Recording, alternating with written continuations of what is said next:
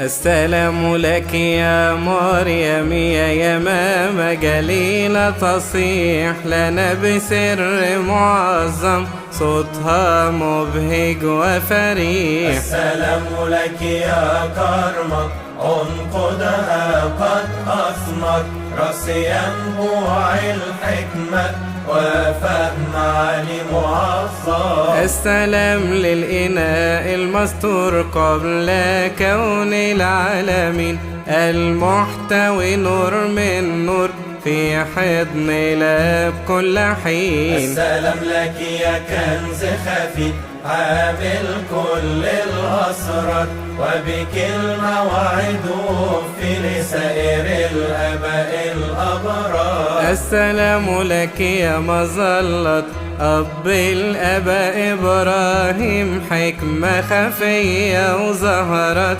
احتار فيها كل فهيم. السلام لينبوع إسحاق غرو الزرع المثمر.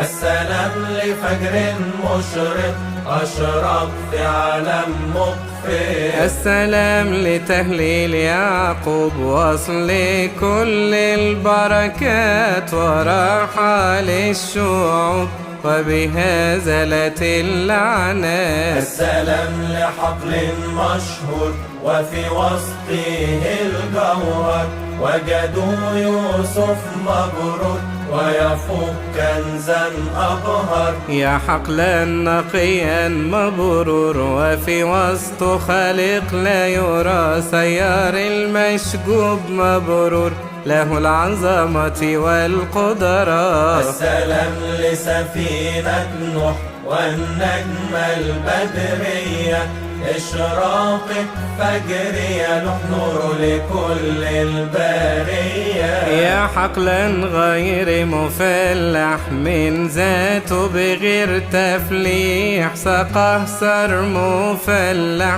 روحا قدوسا وصريح. السلام للمصنوع وصنعها وجننها وهي بيده مبدوعة وولد كصبي منها. طوباك يا من سرك متعالي عجيب ورهيب احتر عقلي في أمرك بل وعقل كل نجيب. ما أبهج نورك في ضياء يضيء على أهل الظلمة.